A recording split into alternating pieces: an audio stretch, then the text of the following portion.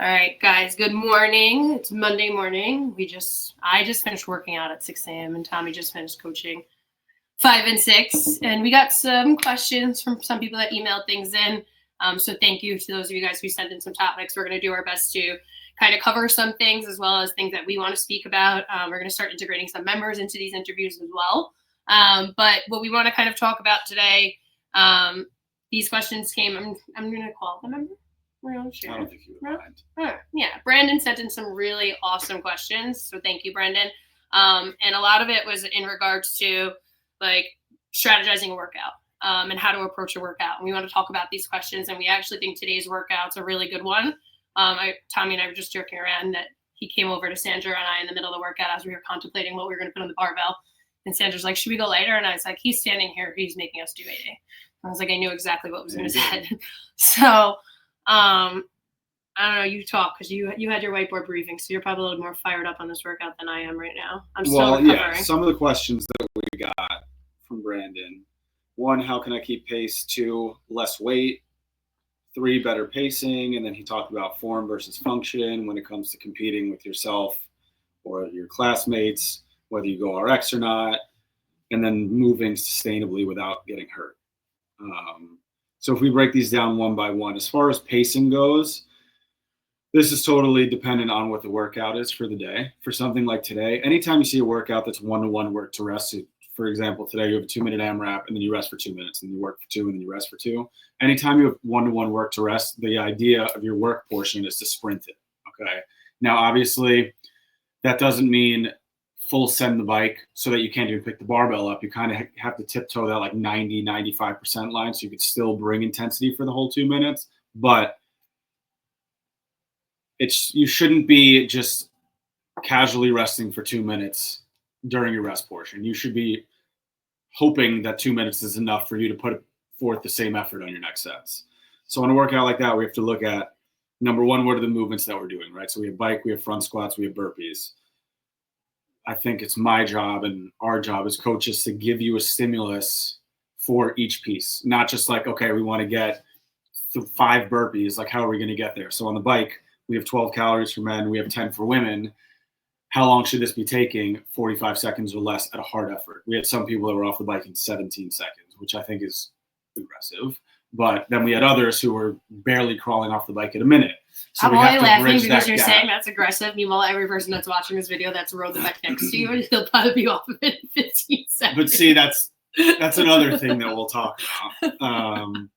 But you kind of have to know, the more you go through these workouts, the more you do these number of calories, you should have an idea, right? 12 calories for me is going to take on a workout like this where it's a little bit sprintier, 30 seconds. If it were a workout where it was 5 rounds of this workout for time with no rest, maybe it'll take me a minute. So on a 1-to-1 work to rest workout like this, you know that you're going to be pushing it 30 to 45 seconds max on the bike.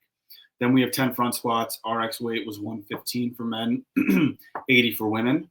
This is heavier than that 95-65 that we see a lot, but still not as heavy as that 135-95 weight. So you should be doing this unbroken.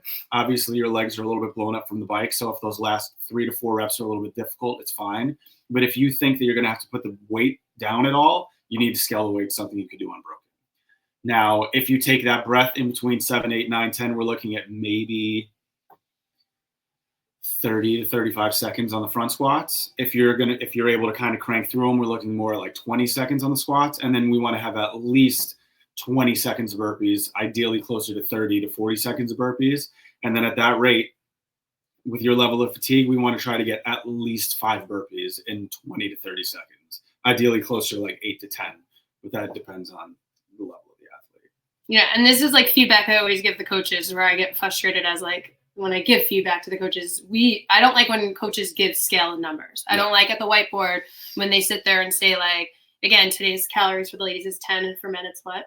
12. So like, I don't want to be like, all right, let's generalize the scaling number 7. If I know you as an individual and I'm coaching you as your coach, I may be able to do that for you particular. Like we did have a mom in the 6 a.m. who I've been working with one-on-one that I knew that this would be good for her intensity level. Mm-hmm. And I was able to do that.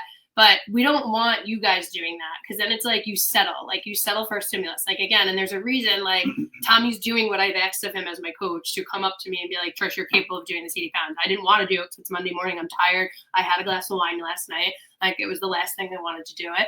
But like, I should be doing it. I was able to get the stimulus of the minimum of 5 burpees plus. So it's like, we all need that sometimes. And it's hard for all of us. Like, and literally, and I know why Tommy's asking me of this, because as soon as I decided to do the 80, then 4 other girls in the class decided to do 80. So I understand where this is coming from our side as well. But the point is like, we don't like to sit at the board and be like, hey, scale to this, just do 30 seconds on the bike, because that's not your relative intensity, right? That's where CrossFit is so cool. And we could all be in the same class and all be at different levels. But if we're not scaling you to your relative intensity, that we're just scaling you to scale you, then we're not doing our jobs. You're paying us $200 a month for no reason. And that's what makes CrossFit so amazing, because it is a group setting, but it is so scaled and personalized to you as an individual. And we have to make those decisions together, like where your intensity is. And that changes over time, right? Like, sometimes we make mistakes. Sometimes we kill you. Sometimes we overscale you and be like, all right, well, next time we know we can go a little bit harder. But that's stuff we learn as we get to know you a little bit better too. I love the question about people getting hurt. And obviously, like, this is something I lead with, like, being the owner here, is we really, if you've never dropped in at another CrossFit gym, I encourage you to do it, especially if you're on vacation, because I always think it brings you and, like, just gives you a little bit of appreciation for our home here with how much our coaches do.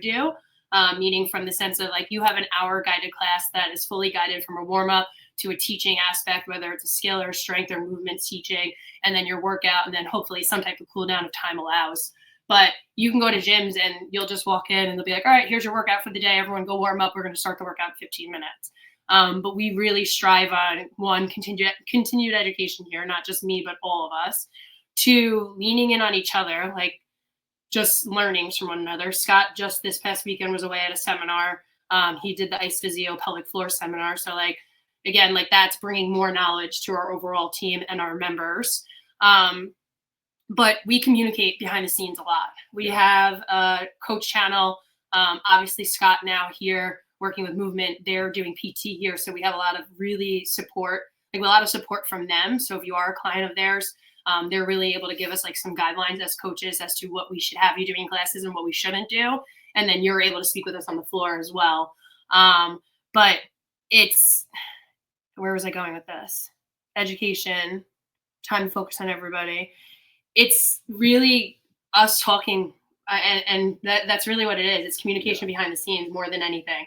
We have an idea sometimes, and this is also why we ask you guys to reserve for classes. If you are a newer member, if you're somebody coming back from injury, the more time you give us as a coach to prepare for a 15, 20 person class, like, I can get there a little bit early and write out a mini whiteboard. Especially if, like, one of us is taking class with another coach, we're all willing to help like that. And I think that's, like, super helpful. And then when you start the workout, like, this is where I love the test rounds, because the test rounds, one, hopefully is like a reality check for some of you that, like, should you really be doing that? Or should I do more?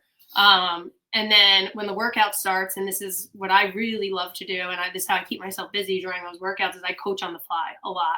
I'll watch you guys. I'll make sure you're moving safely. If I feel like you're not moving safely, I'll try and give you some type of piece of feedback. I'll give you a verbal cue, a visual cue, I'll tactile cue. And then if I still can't fix you, I'm taking the weight off your bar. Or I'm going to stop you and be like, listen, I'm your gym owner. I don't love the way you're moving. It's up to you. I would change it.